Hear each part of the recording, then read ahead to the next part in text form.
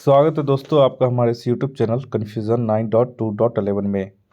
दोस्तों इस वीडियो में आज हम साइंस का लेकर के आए हैं और ये जो है दृष्टि पब्लिकेशन का है। तो इससे पहले जो मैंने पार्ट 1 और पार्ट 2 अपलोड कर दिया है जो कि हिस्ट्री का था बीपीएससी से संबंधित, और आप लोगों को कमेंट आ रहा था कि साइंस का भी लेके आए, क्योंकि साइंस का जो क्वेश्चन है वो बीपीएससी में 30 क्वेश्चन जो है वो साइंस से पूछा जाता है। तो आप लोग को इससे पहले भी मैं बताया था कि बीपीएससी अगर क्वालिफाई करना है तो आपको science, current affairs related to Bihar और हिस्ट्री रिलेटेड टू बिहार, ये 3 पे अगर पकड़ होगा तो आपका हिस्ट्री से 30 क्वेश्चन और साइंस से 30 क्वेश्चन और करेंट अफेयर से करीब 30 क्वेश्चन। ठीक है, तो ये जो है 90 क्वेश्चन आपका इन तीनों सेक्शन से आता है। तो दृष्टि का जो है सेक्शनल वाइज जो है वो सब्जेक्ट वाइज वो मैं यहाँ पे आपका कंप्लीट करवा रहा हूँ। अगर आप लोगों ने अभी बिहार स्पेशल हिस्ट्री नहीं देखा है तो उसका पार्ट 1 और पार्ट 2 वो मैंने अपलोड कर दिया है। वो आप लोग का डिस्क्रिप्शन में लिंक दे देंगे, वहाँ से भी आप ज्वाइन कर सकते हैं और वीडियो में भी आप जाकर के प्लेलिस्ट में देख सकते हैं। तो चलिए यहाँ पे साइंस करते हैं और साइंस का ये पार्ट 1 हो जाएगा 1 से लेके 75 तक। पहला क्वेश्चन आइए। पहला क्वेश्चन बोल रहा है कि मात्रकों की अंतर्राष्ट्रीय प्रणाली में मूल मात्रकों की संख्या है। तो ये आप सभी जानते हैं, ऑप्शन सी 7 जो है वो फंडामेंटल यूनिट्स हैं। और कौन कौन से हैं ये? तो लंबाई जिसका एसआई मात्रक मीटर होता है, द्रव्यमान का किलोग्राम, समय का सेकंड, तापमान का केल्विन, प्रकाशीय तीव्रता का कैंडेला और इलेक्ट्रिक करंट का एम्पियर और पदार्थ की मात्रा का मोल होता है। दूसरा क्वेश्चन बोल रहा है कि उस उपकरण का क्या नाम है जिसका उपयोग किसी वस्तु पर वैद्युत आवेश की उपस्थिति और मात्रा जानने के लिए किया जाता है। तो इसका सही आंसर हो जाएगा ऑप्शन ए, इलेक्ट्रोस्कोप। ठीक है, और एक चीज़ और इसमें याद कर ले कि 1600 ईस्वी में ब्रिटिश चिकित्सक विलियम गिलबर्ट ने वर्सोरियम नामक सुइयों से पहले इलेक्ट्रोस्कोप का आविष्कार किया था। नेक्स्ट आइए क्वेश्चन नंबर 3 में। क्वेश्चन नंबर 3 बोल रहा है कि प्रकाश की गति अधिकतम होती है। तो यहाँ पे देखिए निर्वात दे दिया है, तो यहाँ पे तो इसका आंसर डी हो जाएगा, निर्वात। लेकिन अगर यहाँ पे निर्वात नहीं दिया रहता ठीक है, तो कांच, जल और हीरा में बताइए कि किसमें सबसे ज़्यादा प्रकाश की गति होगी। यहाँ पे मैंने ऐसे तो निर्वात था ऑप्शन, तो ऑप्शन डी इसका सही हो जाएगा, लेकिन मैंने यहाँ पे निर्वात हटा दिया है। ठीक है, तो अब बताइए कि कांच, जल और हीरे में प्रकाश की गति अधिकतम किसमें होगी। तो यहाँ पे आप लोग याद कर लें कि वैक्यूम के बाद जो सबसे ज़्यादा प्रकाश की गति होती है वो पानी में होगा, जल में। जल में आपका होगा 2.25 इंटू 10⁸ मीटर पर सेकेंड। वहीं पे अगर कांच की बात करें तो कांच में आपका होगा 2 इंटू 10⁸ मीटर प्रति सेकेंड। और हीरा में प्रकाश की अधिकतम गति होगी 1.24 इंटू 10⁸ मीटर प्रति सेकेंड। 4 में आइए, कौन सी धातु विद्युत का सबसे अच्छा सुचालक है। तो चौथा का इसका सही आंसर हो जाएगा ऑप्शन बी, चांदी। ये सभी आप लोग जानते हैं। क्यों?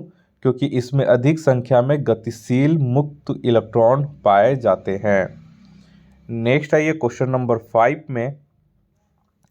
5 बोल रहा है कि एक रेडियोधर्मी पदार्थ उत्सर्जित नहीं करता है। तो इसमें क्या ये उत्सर्जित नहीं करता है? देखिए, एक पदार्थ 2 बुनियादी भौतिक रूपों में ऊर्जा विकिरण उत्सर्जित करता है। विकिरण का एक रूप शुद्ध ऊर्जा है जिसमें कोई द्रव्यमान नहीं होता है, और विकिरण के इस रूप को विद्युत चुंबकीय विकिरण के रूप में जाना जाता है। और विकिरण का जो दूसरा रूप है उसको कण विकिरण के रूप में जाना जाता है, और ये तेज गति वाले सूक्ष्म कण होते हैं जिसमें ऊर्जा और द्रव्यमान दोनों होते हैं। ठीक है, तो इस विकिरण को अल्फा कण यानी कि ये पॉजिटिवली चार्ज होते हैं, बीटा कण जो कि निगेटिवली चार्ज होते हैं, गामा किरण या एक्स रे के रूप में उत्सर्जित किया जाता है। तो alpha, beta, gamma, X ray ये तीनों उत्सर्जित होते हैं, तो ऑप्शन ई हो जाएगा उपरोक्त में से कोई नहीं। नेक्स्ट आइए, बोला लेजर निम्नलिखित में से किस वैज्ञानिक सिद्धांत पर आधारित है। तो 6 का ये सही आंसर हो जाएगा ऑप्शन डी, विद्युत चुंबकीय विकिरण के उत्तेजित उत्सर्जन के आधार पर प्रकाशिक प्रवर्धन एम्प्लीफिकेशन पे। इसका जो लेजर का जो है ये फुल फॉर्म ही आपको याद रहेगा, तो ये आपका ऑप्शन सही, आप इसमें सही आंसर कर पाएंगे। नेक्स्ट आइए 7 नंबर में, हवाई जहाज में यात्रा के दौरान पेन की स्याही बाहर आने का मुख्य कारण क्या है? तो इसका जो सही आंसर हो जाएगा वो हो जाएगा आपका ऑप्शन ई। क्यों? क्योंकि देखिए, जैसे जैसे हवाई जहाज ऊपर जाता है वायु दाब ऊंचाई के साथ कम होते जाता है। ठीक है, तो यहाँ पे वायु दाब में तो कमी हो जाएगा, पहला तो यहाँ पे सही हो गया। जमीन से हवाई जहाज की ऊंचाई पे भी डिपेंड करता है, तो एक से तो ज़्यादा यहाँ पे हो गया, तो ए और बी दोनों हो जाएगा, यानी एक से अधिक। 8वां नंबर में आइए, न्यूट्रॉन के विषय में निम्नलिखित कथनों में से कौन से सही नहीं है? तो 8वां का यहाँ पे सही आंसर हो जाएगा ऑप्शन बी जो है, यह एक परमाणु कण है। ये जो है सही नहीं है। देखिए, न्यूट्रॉन जो है वो सूक्ष्म अणु है जो परमाणु नाभिक के प्राथमिक घटकों में से एक है। न्यूट्रॉन के साथ जुड़ा हुआ कोई शुद्ध विद्युत आवेश नहीं होता है। ठीक है। हालांकि इसका द्रव्यमान जो है प्रोटॉन से थोड़ा अधिक होता है, तो एक परमाणु में सभी प्रोटॉन और न्यूट्रॉन मिलकर एक छोटा परमाणु नाभिक बनाते हैं जो सामूहिक रूप से न्यूक्लियॉन कहलाते हैं। साथ ही दोनों में एक समान व्यवहार करते हैं। न्यूट्रॉन का द्रव्यमान लगभग एक परमाणु द्रव्यमान इकाई से मापा जाता है, और 1932 में जेम्स चैडविक ने न्यूट्रॉन की खोज की थी। ठीक है, तो यहाँ पे थोड़ा सा है, कहीं बार यहाँ पे जो है परमाणु के जो कण होते हैं उसमें प्रोटॉन, न्यूट्रॉन और इलेक्ट्रॉन को लिया जाता है।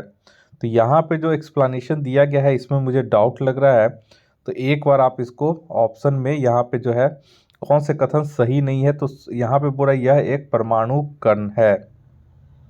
ठीक है, तो यहाँ पे एक चीज़ आपको देखना पड़ेगा, और इसका मैं क्लियर कर दूंगा कुछ देर में टेलीग्राम चैनल पे अपने। 9 नंबर में आइए, निम्नलिखित में से कौन रासायनिक परिवर्तन का उदाहरण है? 9 नंबर में बोल रहा है निम्नलिखित में से कौन रासायनिक परिवर्तन का उदाहरण नहीं है? तो यहाँ पे आपका ऑप्शन देख के समझ में आ जा रहा होगा, ऑप्शन डी हो जाएगा। भोजन का पकना जो है ये रासायनिक परिवर्तन का उदाहरण है, बाकी जो सभी है वो भौतिक परिवर्तन है। नेक्स्ट आइए 10वें नंबर में, बोरा भूपर पट्टी में पाए जाने वाले तत्वों का सही अवरोही क्रम है। ठीक है, तो सही यहाँ पे कौन सा अवरोही क्रम है? अवरोही मतलब होता है घटता हुआ क्रम। ठीक है, तो यहाँ पे हो जाएगा ऑप्शन ए, सबसे ज़्यादा ऑक्सीजन है, उसके बाद एल्युमिनियम, उसके बाद सोडियम, उसके बाद मैग्नीशियम। नेक्स्ट आइए 11 नंबर में, पटाखों में पीला रंग निम्नलिखित में से किसके कारण होता है? तो 11 का यहाँ पे हो जाएगा ऑप्शन सी, सोडियम नाइट्रेट के कारण। नेक्स्ट आइए 12 नंबर में, 12 नंबर यहाँ पे बोल रहा है कि लाफिंग गैस का रासायनिक सूत्र क्या होता है? तो इसका सही ऑप्शन हो जाएगा ऑप्शन बी, N2O, यानी कि नाइट्रस ऑक्साइड, और यह एक रंगीन गैर ज्वलनशील मीठा स्वाद देने वाली गैस है। यह आसानी से पानी में घुल जाती है और प्राकृतिक रूप में पाई जाती है। इसका उपयोग जो है एनेस्थेसिया के लिए भी किया जाता है। ठीक है। नेक्स्ट आइए 13 नंबर में, द्रवित पेट्रोलियम गैस किसके संयोजन से बनती है? तो 13 का यहाँ पे हो जाएगा ऑप्शन डी, प्रोपेन और ब्यूटेन में। एलपीजी होता है वो प्रोटेन और ब्यूटेन से बनता है, और एलपीजी में ब्यूटेन की मात्रा 70% से थोड़ी कम होती है, और जबकि प्रोपेन की मात्रा लगभग 29% होती है। वहीं 1% जो है वो शेष घटक इसमें शामिल होते हैं। तो यहाँ पे याद रखिएगा कि द्रवित पेट्रोलियम गैस में मुख्यतः क्या होता है? ब्यूटेन होता है 70%। नेक्स्ट आइए, नेक्स्ट यहाँ पे बोल रहा है 14 में, बोल रहा है यूरिया निम्नलिखित में से कौन से तत्व पाए जाते हैं यूरिया में। ये बीपीएससी का भी क्वेश्चन है, पूछा हुआ था ये।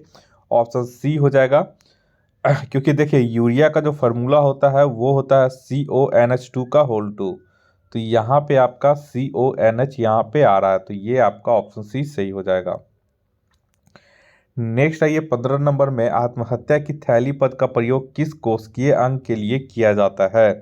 तो 15 का इसका सही आंसर हो जाएगा ऑप्शन ए, लाइसोसोम को कहा जाता है आत्महत्या की थैली, क्योंकि इसमें जो होता है लाइटिक एंजाइम होता है जो कोशिकाओं तथा अवांछनीय पदार्थों को पचाने में सक्षम होता है। ठीक है, और ये एंजाइम विभिन्न प्रकार के जीवाणुओं के विघटन में सक्षम होते हैं और कोशिकीय उपापचय में रुकावट के कारण जब कोशिका क्षतिग्रस्त हो जाती है तो लाइसोसोम फट जाते हैं और अपनी कोशिका को ही नष्ट कर देते हैं।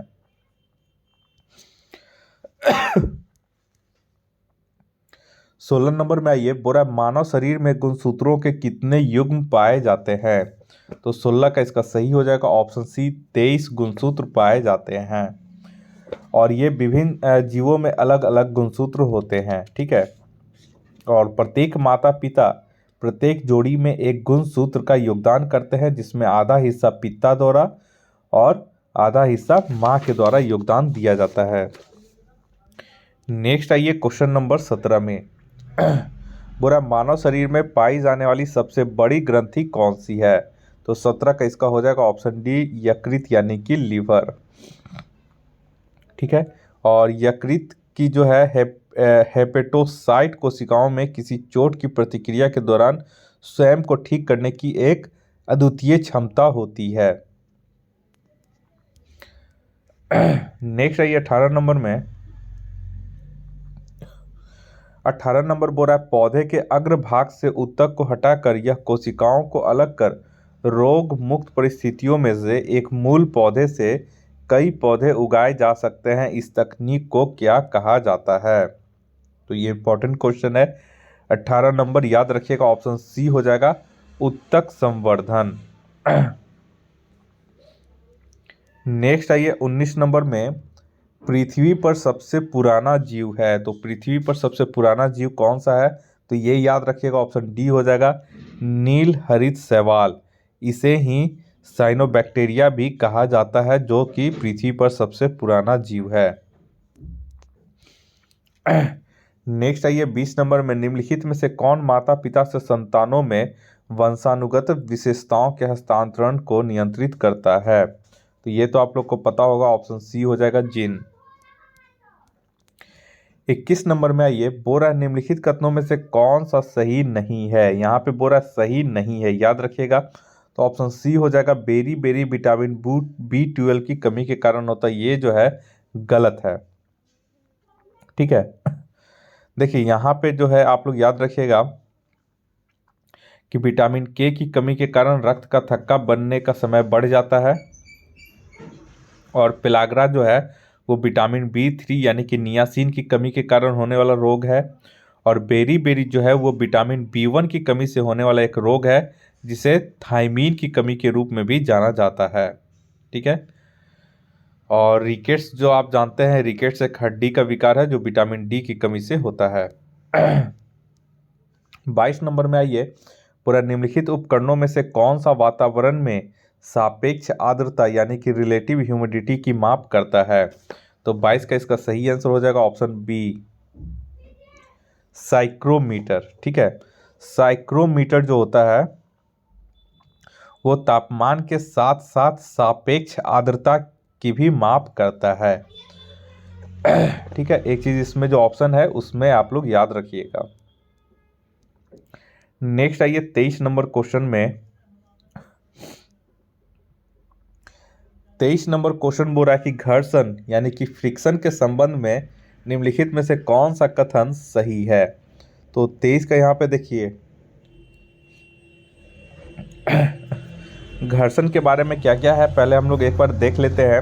देखिए, घर्षण दो सतहों के बीच सापेक्षिक स्पर्शी गति पर लगने वाला बल है। ठीक है, और जब हम उदाहरण के स्वरूप समझ लें कि जब हम किसी वस्तु को फर्श से ढकेलने का प्रयास करते हैं तो घर्षण इसे कठिन बना देता है। और घर्षण हमेशा उस दिशा के विपरीत दिशा में कार्य करता है जिस दिशा में वस्तु गमन करती है या गमन करने का प्रयास करती है। और घर्षण हमेशा एक गमन करती हुई वस्तु की गति को कम कर देता है, हमेशा। और घर्षण का मान उन पदार्थ पर निर्भर करता है जिनसे दो सतहें बनी होती हैं। कोई सतह जितना अधिक खुरदरी होता है उतना ही अधिक वो घर्षण पैदा करेगा। और घर्षण से ऊष्मा भी उत्पन्न होती है। जैसे कि यदि आप अपने हाथों को एक दूसरे से तेजी से रगड़ते हैं तो आप उन्हें गर्म महसूस करते हैं। तो यहाँ पे देख लेते हैं, यहाँ पे जो ऑप्शन दिया गया है, यह दो सरकती या गति करती सतहों के बीच कार्य करता, सही है। यह हमेशा वस्तु की गति की दिशा की विपरीत दिशा में कार्य करता, सही है। यह ऊष्मा उत्पन्न नहीं करता है, गलत है। यानी कि ए और डी गलत है, बी और सी सही है। तो यहाँ पे सही कथन पूछ रहा है तो एक से अधिक है, तो ऑप्शन ई इसका सही हो जाएगा। नेक्स्ट आइए 24 नंबर में, निम्नलिखित में से कौन सा युग्म सही सुमेलित नहीं है। तो 24 का यहाँ पे सही हो जाएगा ऑप्शन डी जो है पदार्थ की मात्रा, ये जो है ये आपका गलत है। पदार्थ की मात्रा जो है वो मोल में मापते हैं, ठीक है, मोल में मापते हैं, जो कि फंडामेंटल यूनिट्स है। 25 नंबर में आइए, बोला निम्नलिखित में से कौन से पदार्थ अनुचुंबकीय गुणों को प्रदर्शित नहीं करता है। ये बहुत बार पूछा गया है, बहुत ही इंपॉर्टेंट क्वेश्चन है, आप लोग इसे हमेशा याद रखिएगा। देखिए, अनुचुंबकीय या पैरामैग्नेटिज्म चुंबकत्व का एक रूप होता है जहां कुछ पदार्थ एक बाह्य रूप में अधिरोपी चुंबकीय क्षेत्र द्वारा छिन्न रूप से आकर्षित होते हैं और अधिरोपी चुंबकीय क्षेत्र की दिशा में आंतरिक प्रेरित चुंबकीय क्षेत्र का निर्माण करते हैं। और जो पदार्थ ऐसे गुण प्रदर्शित करते हैं वे अनुचुंबकीय प्रकृति रखते हैं। और अनुचुंबकीय पदार्थ में एक अस्थायी द्विध्रुवीय आघूर्ण या अस्थायी चुंबकीय आघूर्ण होता है। हालांकि यदि हम अधिरोपी चुंबकीय क्षेत्र को हटा देते हैं तो पदार्थ अपना चुंबकत्व खो देता है। ऐसा इसलिए होता है क्योंकि तापीय गति इलेक्ट्रॉनों के चक्रीय विन्यास को यादृच्छिक बना देता है। और अनुचुंबकीय पदार्थ के आकर्षक बल को केवल संवेदनशील उपकरणों से ही मापा जा सकता है। तो अनुचुंबकीय पदार्थ के कुछ उदाहरण है, उसमें है सीजियम, ठीक है, उसके बाद है एल्युमिनियम, उसके बाद है गोल्ड, उसके बाद है कॉपर, उसके बाद है टंगस्टन, ठीक है, और लिथियम और मैग्नीशियम। तो ये सब जो है आपके अनुचुंबकीय गुण प्रदर्शित करते हैं, ठीक है। तो यहाँ पे बोल रहा है कि कौन से जो है यहाँ पे गुण, लेकिन यहाँ पे देखिए बोल रहा है अनुचुंबकीय गुणों को प्रदर्शित नहीं करते हैं। तो यहाँ पे सीजियम, मैग्नीशियम और टंगस्टन ये सब जो है अनुचुंबकीय गुण प्रदर्शित करते हैं। सोना जो है ये अनुचुंबकीय गुण प्रदर्शित नहीं करता है। एक और मुझे यहाँ पे डाउट है, सोना वाला में जो ऑप्शन दिया गया है उसमें मुझे डाउट है, तो ये आप लोग पेंडिंग रखेंगे और आप लोग भी इसका कमेंट करके मुझे बताएं। नेक्स्ट आइए 26 नंबर में, पूरा वर्षा की बूंदों के गोल आकार ग्रहण करने का क्या कारण है। तो 26 का यहाँ पे हो जाएगा ऑप्शन सी पृष्ठीय तनाव, यानी कि सरफेस टेंशन के कारण ही वर्षा के बूंद जो है वो गोलाकार आकार ग्रहण करते हैं। नेक्स्ट आइए 27 नंबर में, 27 नंबर बोल रहा है कि वर्ष 1921 में आइंस्टीन को भौतिकी का नोबेल पुरस्कार निम्नलिखित में से किस विषय के लिए दिया गया था। ये तो इतना बार पूछा गया है कि अब आप लोग को याद हो गया को। ऑप्शन बी प्रकाश विद्युत प्रभाव के नियम की खोज के लिए, ठीक है। बहुत लोग सापेक्षता के सिद्धांत के लिए मार देते हैं, लेकिन इसका ऑप्शन बी जो है एकदम राइट आंसर है। नेक्स्ट आइए 27 हो गया। नेक्स्ट आइए 28 नंबर में, 28 नंबर बोल रहा है निम्नलिखित में से किस प्रयोजन के लिए हाइड्रोजन का उपयोग नहीं किया जाता है। तो 28 का यहाँ पे सही आंसर हो जाएगा ऑप्शन ई। हाइड्रोजन का जो उपयोग है, इसका उपयोग कोयले को सिंथेटिक पेट्रोलियम में रूपांतरित करने के लिए किया जाता है, तो ये भी यहाँ पे सही है। उसके बाद आइए, थोक कार्बनिक रसायनों विशेष रूप से मेथनॉल के निर्माण में इसका प्रयोग किया जाता है। अमोनिया के निर्माण में भी इसका प्रयोग किया जाता है। रॉकेट ईंधन के रूप में भी इसका प्रयोग किया जाता है और धातुओं के शोधन में भी इसका प्रयोग किया जाता है। तो यहाँ पे सभी में प्रयोग किया जाता है और ऑप्शन में पूछ रहा नहीं तो ऑप्शन ई हो जाएगा, उपयुक्त में से कोई नहीं। नेक्स्ट आइए 29 नंबर में, किस तापमान पर जल का घनत्व अधिकतम होता है? 29 का आपको पता होगा आंसर, ऑप्शन हो जाएगा सी, 4 डिग्री सेल्सियस पर जल का घनत्व सबसे ज्यादा होता है। नेक्स्ट आइए 30 नंबर में, निम्नलिखित में से कौन उत्कृष्ट गैस यानी कि नोबेल गैस नहीं है? तो 30 का यहाँ पे सही हो जाएगा ऑप्शन ए, आर्सेनिक। ठीक है, देखिए नोबेल जो गैस है वो है helium, neon, organ, krypton, xenon, radon और ऑर्गेन्सन। ठीक है, ये सभी जो हैं ये अक्रिय गैस हैं, यानी कि उत्कृष्ट गैस इन्हें बोला जाता है। नेक्स्ट है ये 31 नंबर में, फोटोग्राफी में इस्तेमाल होने वाला लवण है। तो कौन सा लवण होता है फोटोग्राफी में यूज? ऑप्शन बी हो जाएगा सिल्वर ब्रोमाइड। सिल्वर ब्रोमाइड की प्रकाश संवेदनशील प्रकृति के कारण इसका उपयोग फोटोग्राफी में किया जाता है। नेक्स्ट आइए 32 नंबर में बोल रहा है, प्लास्टर ऑफ पेरिस निम्नलिखित में से किससे बना होता है? तो 32 का इसका हो जाएगा ऑप्शन सी, जिप्सम से बना होता है। देखिए जिप्सम कैल्शियम सल्फेट यानी कि CaSO4 और जल H2O से बना होता है। इसका रासायनिक नाम कैल्शियम सल्फेट डाइहाइड्रेट होता है। ठीक है, और इसका नाम प्लास्टर ऑफ पेरिस इसलिए पड़ा है क्योंकि इसका मुख्य घटक जिप्सम पेरिस में प्रचुर मात्रा में पाया जाता है।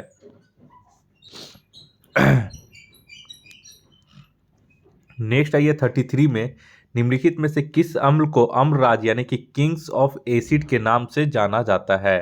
तो 33 का हो जाएगा ऑप्शन सी, सल्फ्यूरिक अम्ल यानी कि H2SO4 को किंग्स ऑफ एसिड के नाम से जाना जाता है। ठीक है, नेक्स्ट आइए 34 में 34 में बोल रहा है कि नियत तापीय स्तनधारियों यानी कि वार्म ब्लडेड मैमल्स में तापमान का विनियमन निम्नलिखित के कारण होता है। तो इसका जो सही आंसर हो जाएगा ऑप्शन है यहाँ पे गुरुत्वाकर्षण, चालन, विकिरण। ये इंपॉर्टेंट क्वेश्चन है। तो 34 का यहाँ पे आप लोग याद रखिएगा, संवहन के कारण।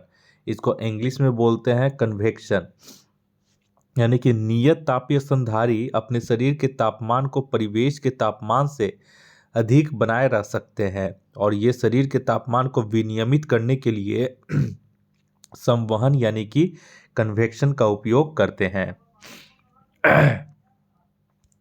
नेक्स्ट आइए 35 में, कुनैन दवा का उपयोग निम्नलिखित में से किस रोग के उपचार के लिए किया जाता है? तो 35 का हो जाएगा ऑप्शन बी, मलेरिया के उपचार के लिए। 36 में, ये आधुनिक अनुवांशिकी का जनक किसे कहा जाता है? तो इसका सही आंसर हो जाएगा option C, Gregor John Mendel को। 19वीं शताब्दी के ऑस्ट्रियाई भिक्षु ग्रेगर जॉन मेंडल को आधुनिक अनुवांशिकी का जनक कहा जाता है।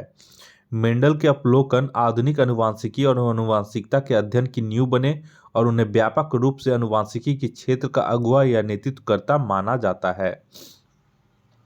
और मेंडल के प्रयोग जिसे 1865 में प्रस्तुत किया गया था, ने यह दिखाया कि जिसे आज हम जीन्स कहते हैं वह अनुमान परक तरीकों से गुणों का निर्धारण करता है। नेक्स्ट आइए 37 नंबर में, बुरा मानव रक्त किस प्रक्रिया से शुद्ध होता है? तो 37 का यहाँ पे हो जाएगा ऑप्शन ए, डायलिसिस के प्रक्रिया के द्वारा मानव रक्त को शुद्ध किया जाता है या शुद्ध जो है वो होता है। नेक्स्ट आइए 38 नंबर में, इंसुलिन के स्राव के लिए मानव शरीर का कौन सा अंग उत्तरदायी है?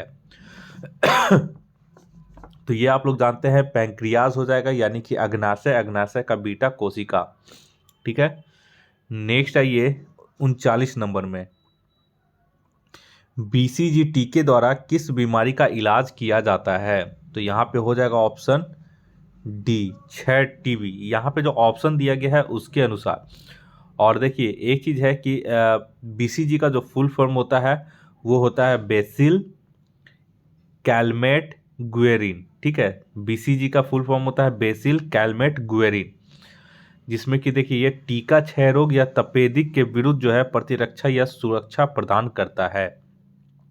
और बीसीजी का उपयोग टीबी की अधिकता वाले कई देशों में बाल्यावस्था तपेदिक, मेनिंजाइटिस या मिलियरी रोग की रोकथाम के लिए किया जाता है। और इसका उपयोग जो है वो मूत्राशय के ट्यूमर या मूत्राशय के कैंसर के इलाज में भी किया जाता है। नेक्स्ट आइए 40 नंबर में। 40 नंबर बोल रहा है कि इलेक्ट्रोएंसेफेलोग्राम परीक्षण किससे संबंधित है। तो इसे आप लोग याद कर लेंगे, ऑप्शन बी मस्तिष्क से। इसको ईईजी भी शॉर्ट फॉर्म में बोलते हैं। नेक्स्ट आइए 41 नंबर में, बोरा निम्नलिखित में से किसकी माप क्रेस्कोग्राफ के द्वारा की जाती है। तो 41 का इसका सही आंसर हो जाएगा ऑप्शन सी, पौधों की वृद्धि की माप जो है वो क्रेस्कोग्राफ के द्वारा की जाती है। नेक्स्ट आइए 42 नंबर में, किस परिघटना के कारण साबुन तथा अपमार्जक कपड़ों से दाग को सरलता से हटाने में सक्षम होते हैं। साबुन यहाँ पे हो गया, अपमार्जक मतलब सर्फ। ठीक है, तो किस परिघटना के कारण साबुन तथा अपमार्जक कपड़ों से दाग को सरलता से हटाने में सक्षम होते हैं। तो 42 का इसका सही आंसर हो जाएगा ऑप्शन बी, पृष्ठीय तनाव में कमी के कारण। नेक्स्ट आइए 43 में, बोरा निम्नलिखित में से कौन अंतरिक्ष के एक निश्चित क्षेत्र को बाह्य वैद्युच्छेद से सुरक्षित रखने की परिघटना है। तो 43 का इसका सही आंसर हो जाएगा ऑप्शन डी, वैद्युत स्थैतिक परीक्षण। और वैद्युत स्थैतिक परिरक्षण अंतरिक्ष के एक निश्चित क्षेत्र को बाह्य वैद्युच्छेद से सुरक्षित रखने की परिघटना है। यही कारण है कि बिजली तड़ित के साथ आने वाली आंधी तूफान में कार या बस के अंदर रहना ज्यादा सुरक्षित होता है। कार या बस का धात्विक पदार्थ मेघ विद्युत से विद्युत स्थैतिक परिरक्षण प्रदान करता है। नेक्स्ट आइए 44 नंबर में, दृष्टि का जो है हिंदी का आप लोग जानते हैं कि यहाँ पे जो है हिंदी भाषी क्षेत्रों के लिए जो स्टूडेंट है उनके लिए दृष्टि जो है इंस्टीट्यूट वो बेस्ट होता है। तो इस वजह से जो है यहाँ पे हिंदी शब्द का बहुत ही व्यापक प्रयोग किया गया है और बहुत ही अच्छे से हिंदी शब्द का प्रयोग किया गया है। ऐसा नहीं है कि इंग्लिश को ही हिंदी में करके लिख दिया गया है। 44 में आइए, किस तापमान से नीचे कुछ धातु और मिश्र धातु अपनी प्रतिरोधकता पूरी तरह से खो देते हैं। तो 44 का बी हो जाएगा ऑप्शन, संक्रमण ताप। ठीक है, तो ये चीज आप लोग याद रखिएगा। नेक्स्ट आइए 45 में, 45 नंबर बोल रहा है एक खगोलीय दूरबीन द्वारा डैश डैश डैश प्रतिबिंब बनता है। तो ये आप लोग बताइए इसका सही आंसर। तो यहाँ पे नोट कर लें, 45 का हो जाएगा ऑप्शन सी, एक खगोलीय दूरबीन के द्वारा जो वस्तु का प्रतिबिंब बनता है वो उल्टा होता है, आभासी होता है और आवर्धित यानी कि मैग्नीफाइंग होता है। तो ऑप्शन सी इसका सही हो जाएगा। नेक्स्ट आइए 46 में, 1 किलोवाट आवर कितने जूल ऊर्जा के बराबर होता है। तो 46 का इसका सही आंसर हो जाएगा ऑप्शन ए, 3.6 इंटू 10⁻, यहाँ पे 10⁻6 जूल यहाँ पे हो जाएगा इसका सही आंसर। देखिए इसको कन्वर्ट करना है तो 1 किलोवाट आवर, तो 1 किलो को आप लोग सबसे पहले कर लें 1000। ठीक है, उसके बाद आप लोग कर ले इंटू 3, 1 आवर है तो यहाँ पे 1 किलो वाट को आप लोग कर लें सबसे पहले 1000 वाट, उसके बाद आप लोग आवर को कर ले सेकंड में कन्वर्ट, तो यहाँ पे हो गया आपका 3600 सेकंड। ठीक है, तो 3 के एक तरफ डॉट कर देंगे तो 3.6 और इधर 10⁻6 कर देंगे, तो ये आपका सही आंसर हो जाएगा। यहाँ पे जो गड़बड़ दे दिया गया है ये 106 आप लोग मत पढ़िएगा, ये जो है 10⁻6 है। ठीक है, नेक्स्ट आइए 47 में। 47 में बोल रहा है कि किस धातु को अमलगम कहे जाने के लिए कौन सा घटक आवश्यक है। तो किसी धातु को अमलगम कहे जाने के लिए कौन सी घटक आवश्यक है? तो 47 का इसका सही आंसर हो जाएगा ऑप्शन डी, पारा यानी कि पारद। ऐसा मिश्र धातु जिसका एक घटक पारा होता है उसे अमलगम कहा जाता है। नेक्स्ट आइए 48 नंबर में, बोल रहा है कि कौन सा अम्ल नेत्र धावन का घटक है? कौन सा अम्ल नेत्र धावन का घटक है? तो 48 का इसका सही आंसर हो जाएगा ऑप्शन डी, बोरिक अम्ल। बोरिक अम्ल में फंगल या बैक्टीरियल संक्रमण के विरुद्ध हल्के एंटीबायोटिक गुण होते हैं और बोरिक अम्ल का उपयोग आंखों को साफ करने या भिगोने के लिए नेत्र धावन के रूप में यानी कि नेत्र को धोने के रूप में उपयोग किया जाता है। यह आंखों की जलन को राहत भी प्रदान करता है। नेक्स्ट आइए 49 नंबर में, बोरा भारत में निम्नलिखित में से किन विषैली रसायनों पर प्रतिबंध लगाया गया है जो शरीर के कुछ हार्मोन की नकल करते हैं और कैंसर की प्रगति को सक्रिय करता है?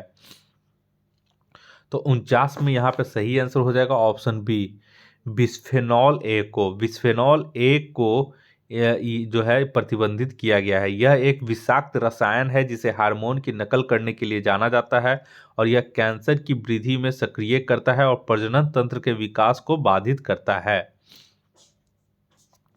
नेक्स्ट आइए 50 नंबर में, बोरा हीलियम के नाभिक के घटक कौन से हैं? तो 50 के यहाँ पे हो जाएगा ऑप्शन डी, 2 प्रोटॉन और 2 न्यूट्रॉन, यानी कि H2 4 जो है यहाँ पे होता है, यानी कि परमाणु संख्या 2 और परमाणु भार जो है वो यहाँ पे 4 हो जाता है। ठीक है, तो नेक्स्ट आइए, यहाँ पे 50 हो गया। अब आइए नेक्स्ट 51 नंबर में। 51 नंबर यहाँ पे बोल रहा है कि निम्नलिखित में से कौन ऊष्मा का सर्वोत्तम सुचालक है? तो यहाँ पे ऑप्शन है, उसके अनुसार जो है ऑप्शन सी हो जाएगा, पारा जो है वो ऊष्मा का सर्वोत्तम सुचालक है। पारा एक रासायनिक तत्व है जिसका प्रतीक जो है वो Hg होता है और परमाणु क्रमांक 80 होता है। ठीक है, और इसे आमतौर पर पारद यानी कि क्विक सिल्वर के रूप में भी इसे जाना जाता है। और यह जो है यह डी ब्लॉक का तत्व है जो भारी एवं चांदी के समान होता है और यह एकमात्र ऐसा धातु तत्व है जो ताप एवं दाब के लिए निर्धारित मानक परिस्थितियों में तरल अवस्था में होता है। ठीक है, 52 में ये फिटकिरी निम्नलिखित में से किस प्रक्रिया द्वारा गंदे पानी को साफ करती है? तो 52 का यहाँ पे हो जाएगा ऑप्शन डी, स्कंदन के द्वारा। फिटकिरी एक प्रकार का रासायनिक यौगिक है जो आमतौर पर एल्युमिनियम का एक हाइड्रेटेड डबल सल्फेट लवण है। ठीक है, और इसे जल में मिलाया जाता है ताकि जल में निलंबित प्राकृतिक सूक्ष्म कणिका पदार्थ को अस्थिर किया जा सके और इस प्रक्रिया को स्कंदन के रूप में जाना जाता है। तो 52 का यहाँ पे ऑप्शन डी हो जाएगा, स्कंदन। नेक्स्ट आइए 53 में, बोला निम्नलिखित में से किसे कास्ट स्पिरिट के रूप में भी जाना जाता है? तो ये बहुत बार आ चुका है, ऑप्शन ए हो जाएगा, मेथिल अल्कोहल को। ठीक है, और यह एक रंगीन और वाष्पशील ज्वलनशील तरल है। इथेनॉल के विपरीत यह मानव उपभोग की दृष्टि से विषाक्त होता है। ठीक है, नेक्स्ट आइए 54 में, बोला जेल, यहाँ पे बोल रहा है जेल वैद्युत कण संचलन तकनीक का उपयोग किया जाता है। तो 54 का हो जाएगा ऑप्शन बी, डीएनए खंड के पृथक्करण एवं विलगन में।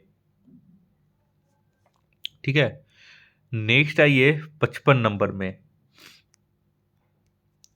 55 नंबर बोल रहा है कि कोशिका की खोज की थी। कोशिका की खोज किसने की थी? तो ऑप्शन बी हो जाएगा, रॉबर्ट हुक ने। कब, कौन से ईस्वी में?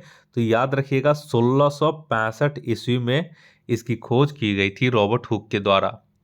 नेक्स्ट आइए 56 में, बोला एक सामान्य वयस्क मानव में उपलब्ध रक्त की कुल मात्रा होती है। तो 56 का यहाँ पे सही हो जाएगा ऑप्शन सी, 5 से 6 लीटर। और रक्त एक विशेष संयोजी उत्तक है जिसमें द्रव्य अवयव जो है, द्रव्य अवयव, प्लाज्मा और विभिन्न निर्मित तत्व होते हैं। रक्त का एक आधा भाग लाल रक्त कोशिकाओं, श्वेत रक्त कोशिकाओं और प्लेटलेट से बना होता है, जिन्हें रक्त के ठोस भाग के रूप में जाना जाता है। और दूसरा आधा भाग जल, लवण और प्रोटीन से बना होता है, जो कि रक्त का तरल भाग होता है। और एक चीज और नोट कर लें कि रक्त के तरल भाग को प्लाज्मा के रूप में भी जाना जाता है। और 70 किलो वजन वाले वयस्क मानव के शरीर में रक्त की कुल मात्रा 5 से 6 लीटर होती है। नेक्स्ट आइए 57 में। 57 बोल रहा है कि दिए गए हार्मोन में से कौन सा एक पादप हार्मोन नहीं है। तो 57 का इसका सही आंसर हो जाएगा ऑप्शन ई। क्यों? क्योंकि देखिए साइटोकाइनिन, जिब्रेलिन, ऑक्सिन और एथिलीन ये सभी जो है पादप हार्मोन है। नेक्स्ट आइए 58 में। बोल रहा है पत्तियों द्वारा तैयार भोजन को पौधे के विभिन्न भागों में संवहन के लिए उत्तरदायी पादप उत्तक कौन सा है। तो यहाँ पे पत्तियां हैं, यानी कि फ्लोएम इसका सही आंसर हो जाएगा 58 का बी। अगर यह जड़ के द्वारा भोजन को विभिन्न भागों में पहुंचाने का रहता तो वो जाइलम उत्तक के द्वारा होता है, और पत्तियों द्वारा विभिन्न भोजन में तो फ्लोएम के द्वारा होता है। नेक्स्ट आइए 59 में। फलों का स्वाद मीठा होता है। तो 59 का इसका सही हो जाएगा ऑप्शन ई। क्यों? क्योंकि फलों में दो प्रकार की शर्करा पाई जाती है। एक जो होता है वो फ्रक्टोज, ठीक है, और दूसरा होता है ग्लूकोज। तो यहाँ पे फ्रक्टोज और ग्लूकोज दोनों है, तो यानी कि ए और डी हो जाएगा, यानी कि एक से अधिक। 60 नंबर में आइए। वो रहा कभी कभी समाचारों में देखे जाने वाले शब्द एनोस्मिया और एग्यूसिया संबंधित है। ये आप लोग याद रखिएगा, ये पूछ भी सकता है, ठीक है। एनोस्मिया और एग्यूसिया संबंधित है, तो किससे संबंधित है? तो 60 का इसका सही आंसर हो जाएगा ऑप्शन ए, क्रमशः गंध और स्वाद की हानि से। अगर गंध की हानि हो गई है, यानी गंध आपको नहीं मिल रहा है, तो एनोस्मिया हो जाएगा। और अगर स्वाद में आपकी हानि हो गई है, यानी कि स्वाद आपको पता नहीं चल रहा है खाने से, तो ये आपको एग्यूसिया की बीमारी हो जाती है। तो ये चीज है, ये दोनों टर्म से डिपेंड करता है। 61 नंबर में आइए। इंसुलिन में निम्नलिखित में से कौन सा ट्रेस तत्व होता है।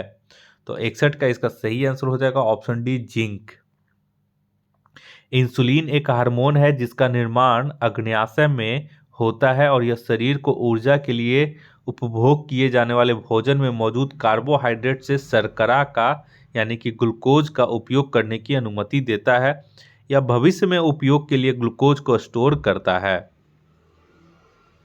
और इंसुलिन रक्त शर्करा के स्तर को बहुत अधिक या बहुत कम होने से बचाने में मदद करता है।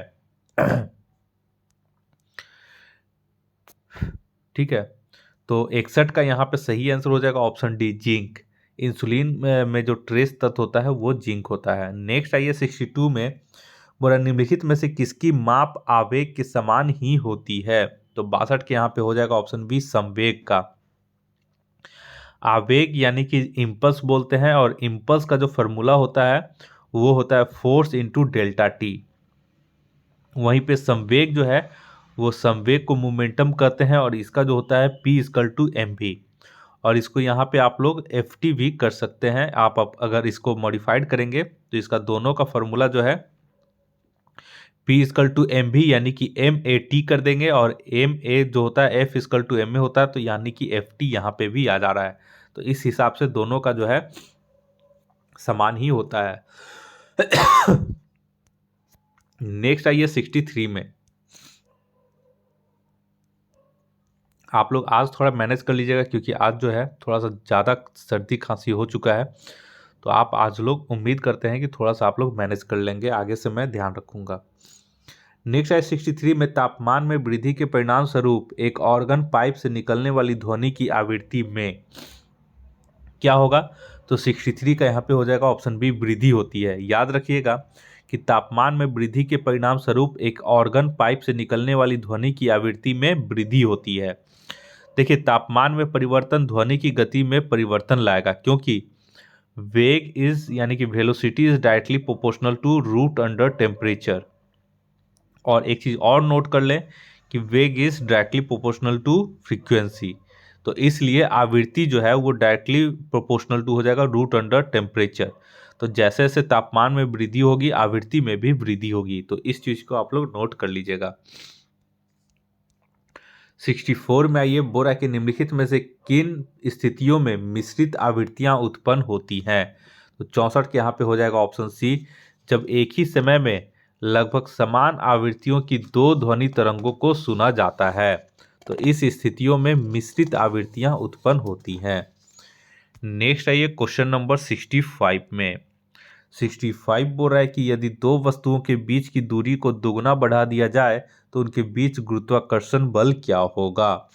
तो 65 का यहाँ पे आप लोग गुरुत्वाकर्षण यहाँ पे याद रख ले, F बराबर G m1 इंटू m2 बटा आर स्क्वायर होता है। ठीक है, तो अब यहाँ पे आप लोग देख लें कि गुरुत्वाकर्षण बल बोल रहा है, तो गुरुत्वाकर्षण बल यहाँ पे हमारा जो हो गया, देखिए जी जो है वो गुरुत्वाकर्षण स्थिरांक है, आर वस्तुओं के बीच की दूरी है, और एम और m1 जो है वो क्रमशः दो वस्तु हैं। तो इस प्रकार जब दो वस्तुओं के बीच की दूरी को दुगना कर दिया जाता है तो गुरुत्वाकर्षण बल जो है वो कितना हो जाएगा, 4 गुना हो जाएगा। यानी कि दुगना कर देंगे यानी 2 यानी 4 हो जाएगा, और 4 जब इधर चल जाएगा तो 4f हो जाएगा, यानी कि f जो है वो 4 गुना हो जाएगा। तो 67 का यहाँ पे सॉरी 65 जो है यहाँ पे डी हो जाएगा, 4 गुना कम हो जाएगा। तो दो चीज आप लोग नोट कर लें, ठीक है। यहाँ पे एक है जी का वैल्यू, जी जो है उसका वैल्यू कितना होता है, ठीक है। ये जो है ये कांस्टेंट है क्योंकि ये यूनिवर्सल ग्रेविटेशनल कांस्टेंट होता है, और ये जो है हमेशा फिक्स होता है। तो इसका आप लोग वैल्यू देख लें। उसके बाद जो है फार्मूला आपको याद रहेगा। तो यहाँ पे आप लोग को पता चल रहा है कि जो बल है वो वस्तुओं के बीच की दूरी के वर्ग के व्युत्क्रमानुपाती होता है। तो इस प्रकार जब अगर दूरी बढ़ेगा, ठीक है, तो गुरुत्वाकर्षण बल जो है वो कम होगा। तो इस हिसाब से ऑप्शन डी जो है 4 गुना कम हो जाएगा। 66 में आइए, बोला न्यूट्रॉन के गुणों के विषय में कौन से कथन सही नहीं है। तो 66 का यहाँ पे हो जाएगा ऑप्शन डी, न्यूट्रॉन परमाणु नाभिक के चारों ओर परिक्रमा करते हैं। ये जो है ये गलत है। यहाँ पे इलेक्ट्रॉन जो है वो परमाणु नाभिक के चारों ओर परिक्रमा करते हैं। नेक्स्ट आइए 67 में। 67 बोल रहा है कि निम्नलिखित में से कौन इस बात की पुष्टि करता है कि प्रकाश ध्वनि से तेज गति से यात्रा करता है। तो 67 के यहाँ पे सही हो जाएगा ऑप्शन सी, तड़ित वृष्टि। यानी कि देखिए जब बादल वगैरह जब चमकता है या गरजता है तो आप लोग वहाँ पे एक चीज़ देखे होंगे कि हमें पहले प्रकाश दिखता है, उसके बाद फिर उसके गर्जना की आवाज़ आती है। यानी कि प्रकाश पहले हम तक पहुँच जाता है और आवाज़ जो है उसकी बाद में आती है। तो ये जो पुष्टि करता है कि प्रकाश की जो गति है वो ध्वनि से तेज है। तो ऑप्शन सी इसका सही हो जाएगा। नेक्स्ट आइए 68 में, बोला निम्नलिखित में से किन तरंगों की उत्पत्ति नाभिक के रेडियोधर्मी क्षय के द्वारा होती है। तो 68 का यहाँ पे हो जाएगा ऑप्शन बी, गामा तरंगों की उत्पत्ति। ठीक है। नेक्स्ट आइए 69 में।